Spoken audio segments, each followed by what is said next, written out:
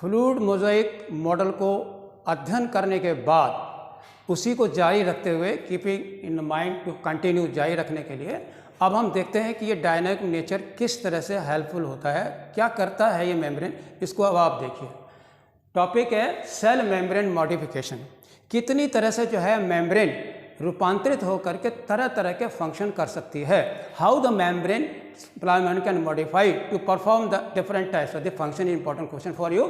वो देखिए यहाँ पर आपके हम 6 हेडलाइन आपको दे रहे हैं कि first of all help in cell growth. आपको पता है कि मेरिस्टेमेटिक सेल, कोई भी सेल जब बढ़ता है, बढ़ने के बाद वो पैरेन्काइमेटस बने या कॉलनकाइमेटस बने या वो स्क्वेमस एपिथेलियम बन जाए या कॉलमनर बने, तो तरह तरह के जो स्ट्रक्चर जो बनते हैं वो पॉसिबल इसलिए होता है क्योंकि ये मेम्ब्रेन जो है सेल को ग्रोथ करने में बहुत ही हेल्प करती है। इसीलिए यहाँ लिखा गया है कि that these membrane play very important role and because they help in the formation of various types of the shape to the different types of the cell, either epithelial cell, connective cell, bone cell, neuron cell. Various types of the structures are there. You will study in the later on in the tissue system. Okay, so this is only due to the growth of the membrane. Second point है formation of intercellular junction.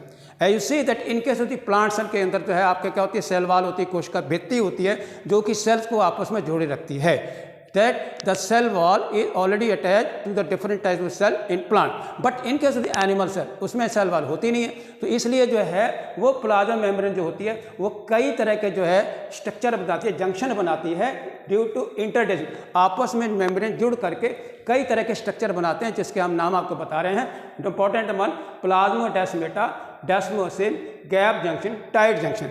Always remember, याद रखें ये plasma membrane के कारण ही बनते हैं। या तो हमें पदार्थों का आदान प्रदान करना, we have to exchange the material between the cell and outside, और we are going to have a limited type of exchange. तो इसके लिए के अलग अलग तरह के हमारे पास ये इंटरजेक्शन होते हैं और उनके नाम है plasmodesmata, desmosome and gap junction and tight junction. Clear cut हम आपको 2 के बारे में बताए दे रहे हैं। प्लाज्मोडेस्माटा जो होते हैं ये protoplasmic connection between the 2 adjoining cell, 2 पार्श्व कोशिकाओं के बीच में आदान प्रदान एक तरह से खिड़की होती है जिससे कि आप एक्सचेंज कर सकते हैं। और जो आपका गैप जंक्शन जो है ये आपके अलाउ करते हैं कुछ चीज़ों को आने के लिए, और टाइट जंक्शन जो है वो टोटली इम्परमेबल होते हैं जिससे कि उसको बाइंड करके रखते हैं कि सेल आपस में जुड़े रहें। ओके, बम। अब आप देखिए 2 के बाद 1, 2, 3 सीक्रेशन होता है। आपने देखा होगा कि ह्यूमन इंटेस्टाइन 32 फुट लंबी होती है और पूरी लंबाई में जो है अलग अलग तरह के सेल्स होते हैं और वो अलग अलग तरह के सीक्रेशन करते हैं। ये भी जो है मेम्ब्रेन की बहुत बड़ी प्रॉपर्टी होती है। जैसे हम आपको बताएं कि इन केस ऑफ द स्टमक क्या करते हैं, सिक्रीट करते हैं। कैसा करते हैं, एसिडिक जूस करते हैं। अब अगर इंटेस्टाइन में जाएंगे तो वहाँ पर जो एपिथेलियम जो है वो एल्कलाइन जूस सीक्रेट करती है, कहीं पर म्यूकस सीक्रेट करती है। तो इससे सिद्ध होता है कि मेम्ब्रेन जो है वो तरह तरह के फ्लूइड को एक्सक्रीट करती है जिससे कि हमको अलग अलग प्रकार के फंक्शन होते हैं। एंड दे में भी सम म्यूकस हो सकता है, जैसे आपके बक्कल कैविटी में लगातार म्यूकस सीक्रेट तो आपका मुंह गीला रहे, और इंजाइम सीक्रेट होते हैं जैसे आपका बैक्टीरिया होता है एक्सो इंजाइम, वो भी जो है ये रिलीज करती है। ओके, नाउ अनदर चौथा पॉइंट देखिए, एंडोसाइटोसिस और एक्सोसाइटोसिस। सेल मेम्ब्रेन जो है अगर हम इस तरह से ड्रॉ करें, ये आपकी सेल मेम्ब्रेन है और ये सेल मेम्ब्रेन अंदर की अगर घुस करके एक वेसाइकिल बना रही है तो आप इसे कहते हो एंडोसाइटोसिस। यानी सेल के अंदर मेम्ब्रेन इन्वेजिनेट होकर के और फूल करके एक गोला वेसिकल बनाती है, इसे हम कहते हैं एंडोसाइटोसिस। ओके, ये आपके 2 तरह की हो सकती है, पिनोसाइटोसिस अगर आप सेल ड्रिंक लिक्विड ले रहे हैं, और या फैगोसाइटोसिस या सॉलिड मटेरियल को अंदर आप ले रहे हैं। Depending on the type of the material taken with the cell membrane during the formation of either pinosome बनाइए या फैगोसोम बनाइए। ओके, और अगर किसी चीज़ को आपको बाहर निकालना है, ठीक है, तो मेम्ब्रेन क्या करेगी, पदार्थ को लेगी और वो वैक्यूल जो जुड़ करके मेम्ब्रेन के साथ जुड़ करके वो बाहर की ओर इस तरह से निकल जाएंगे। इसे कहते हैं एक्सोसाइटिस, जिसे आप हिंदी में कहते हैं उल्टी करना या वोमिटिंग। यानी membrane is able to just remove the unwanted material, असुरक्षित उपस्थित होते हैं उनको भी बाहर निकालते हैं जिनकी जरूरत नहीं है। जो आपके हो गए। अब आपका आता है 5वां पॉइंट। अगर आपको याद होगा in case of small intestine we have got a highly, ठीक, finger like projection of the microvilli. उसके ऊपर क्या होते हैं, बहुत ही छोटे छोटे जो है बाहर की ओर एक्स इविजिनेटेड स्ट्रक्चर होते हैं to increase the surface area. यानी उसका जो आधार है, बेस है, वो बहुत बड़ा कर देते हैं जिससे ज़्यादा से ज़्यादा जो है हमारे भोज्य पदार्थों का अवशोषण होते हैं। What I mean, increase the surface area for the absorption of the various types of the substances. Okay, ये आपके किसके माइक्रोएलाई। ओके, इसके बाद का सेल डिवीजन।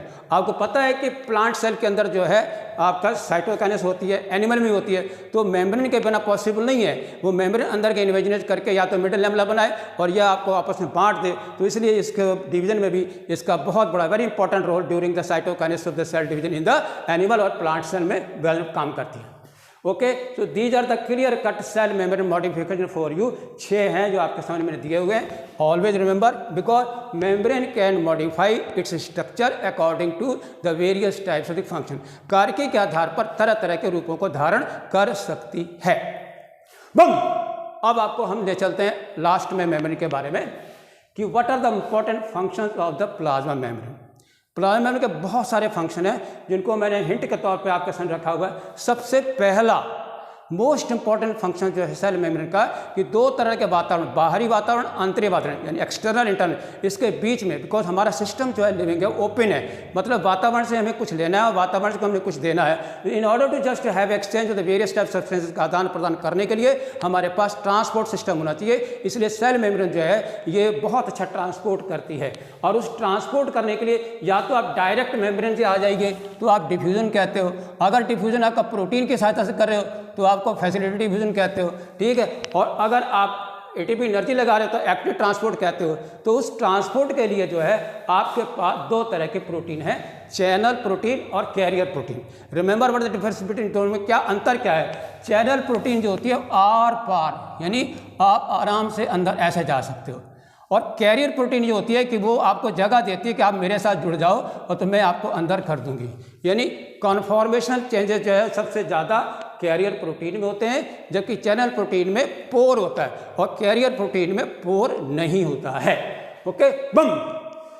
दूसरा वाला जो मोस्ट इंपॉर्टेंट फंक्शन है वो रिसेप्टर प्रोटीन। आपको पता है कि ह्यूमन बॉडी में हार्मोन होते हैं, प्लांट हार्मोन होते हैं, तो उन हार्मोन को भी जब particular type of hormone has a receptor molecule present on the, कहाँ पर, मेम्ब्रेन के ऊपर।